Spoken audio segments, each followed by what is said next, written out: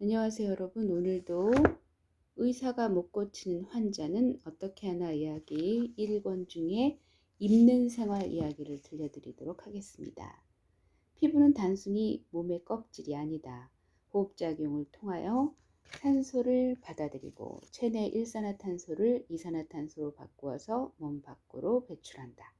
땀을 통해 체온을 조절하고 각종 노폐물과 독을 몸 밖으로 내보낸다. 만일 피부가 이런 호흡작용, 배설작용, 흡수작용, 감각작용, 보호작용, 체온조절작용 등을 수행하지 않는다면 건강을 망치게 된다. 또 몸의 기운이 순환하는 구조는 두한족온, 즉 머리는 차고 발은 따뜻하게 하도록 되어 있다.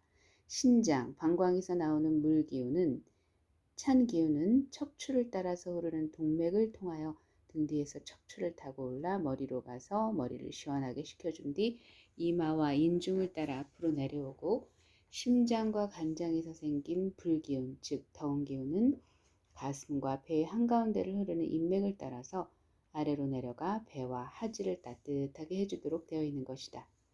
기운이 이 원리대로 흐르면 병이 생기지 않고 활력이 넘친다. 우리 민족의 의복인 한복은 이 원리에서 아주 잘 맞게 되어 있다. 옷이 헐렁헐렁하여 피부의 생리작용을 방해하지 않는다. 특히 하반신에 입는 바지나 길고 품이 넉넉한 치마는 피부와 옷 사이에 따뜻한 기운의 통을 형성할 수 있을 정도로 폭이 있게 만들어져 하체를 따뜻하게 유지하는 데 좋은 작용을 한다. 바지자락에 데님을 치는 것은 그 통 안에 담긴 따뜻한 공기가 도망가지 못하도록 하는 효과가 있다. 반면 모기는 반드시 차가워야 하기 때문에 아무리 겨울이라도 목을 공기에 내놓게 만들었다. 하반신을 따뜻하게 하여 몸의 본래 기능이 정상으로 작동하면 목둘레가 선득해도 춥다고 느껴지지 않는다. 목을 차게 하면 갑상선 질병에 걸리지 않는다는 것은 최근에 과학이 밝혀낸 일이다. 팔도 기운의 흐름상으로는 상체에 속하기 때문에 그 끝에 가까운 손목도 목과 같이 왜 손목이라고 했는지 알 것 같다. 그러네요. 손목. 맨날 그냥 습관적으로만 얘기하다가 팔목, 손목 이렇게 얘기를 하다 보니까 이런 깊은 뜻을 이제 알겠네요. 반드시 공기에 노출되도록 소매를 짧게 하거나 소매의 폭을 넓게 하였다. 냉기 제거 건강법으로 유명한 일본 의사 신도 요시하루, 그에 대하여는 뒤에서 자세히 본다는 한국의 민속 의상인 부인의 치마 저고리는 대단히 효과적인 구조의 옷으로서 냉기 제거의 측면에서 완벽한 의상이라고 극찬하고 있다. 음양관으로도 설명된다. 음양의 이치로 보자면 남자는 상체, 가슴과 머리가 엉덩이에 비해 큰 역삼각형이고 여성은 하체, 엉덩이가 큰 삼각형이라야 안정적이다. 동의보감에서 남자는 천기를 받음으로 상체가 큰 천수형이고 여자는 지기를 받음으로써 하체가 큰 지적형이라고 하였다.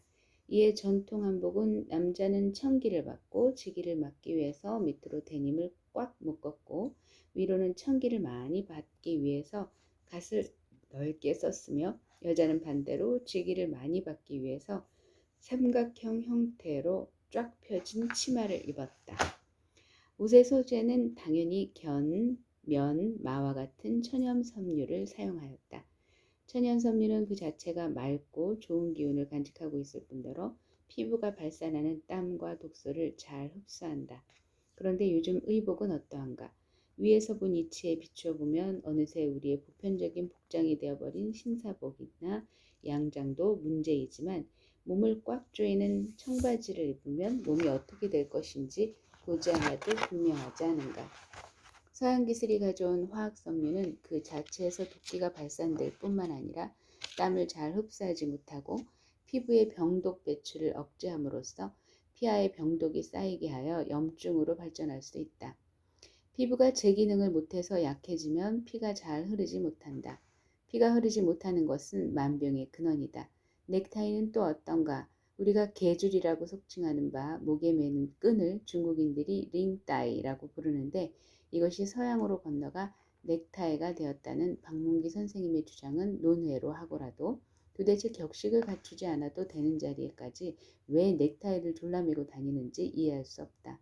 목을 조르면 머리와 몸통을 잇는 정맥과 동맥이 압박을 받아 기혈의 순환에 지장을 받게 될 것이 분명하다. 가뜩이나 스트레스가 많은 현대 사회에서 이 넥타이가 보태는 스트레스가 적지 않을 것이다. 마침 정상 혈압을 가진 20명의 성인 남성을 대상으로 넥타이를 조여 메었을 때와 풀었을 때의 혈류 속도를 자기 공명 영상으로 촬영해 측정한 결과가 언론에 보도되었다. 조선일보 2004년 12월 8일 A24면 참조. 넥타이를 조여 메었을 때는 목 정맥의 혈류 속도가 넥타이를 매지 않았을 때 60% 정도로 크게 감소했다. 또 그로 인하여 뇌혈류도 느려졌다. 깊은 곳에 있는 목 동맥도 혈류가 다소 감소하는 것으로 나타났다. 목 정맥의 혈류가 느려지면 피가 뇌에서 심장 쪽으로 내려오기가 어려워지므로 뇌혈관의 압력이 올라가게 된다. 그렇게 되면 뇌출혈이 생길 가능성이 그만큼 높아진다. 정상인의 경우가 이러할진데 실제 고혈압이나 동맥경화, 뇌동맥류, 경동맥 협착증 등 뇌졸중 위험 인자를 갖고 있는 사람들에게는 더욱 좋지 않을 것이 당연하다. 미국 안과학회지는 넥타이를 제어매는 습관이 있는 남성들의 경우 안액의 압력, 안압이 크게 증가해서 녹내장 발생 가능성을 높인다는 결론을 내렸다. 약간 불편할 정도로 죄는 넥타이를 3분간 착용케 한 후 다시 안압을 측정한 결과 건강한 사람의 70%에서 안압이 크게 상승하였고 넥타이를 풀자 정상으로 떨어졌다는 것이다. 안압이 높은 상태가 오랫동안 계속되면 망막 손상이 올 수 있고 넥타이를 바짝 쥐어 매면 시력이 나빠지고 최악의 경우 실명 위험까지 있다고 한다. 이렇듯 건강에 우선 안 좋고 조그마한 것이 가격도 만만치 않으며 매일 아침 골라 매기도 번거로운 넥타이. 이 넥타이 안 매기 시민운동이라도 벌였으면 한다.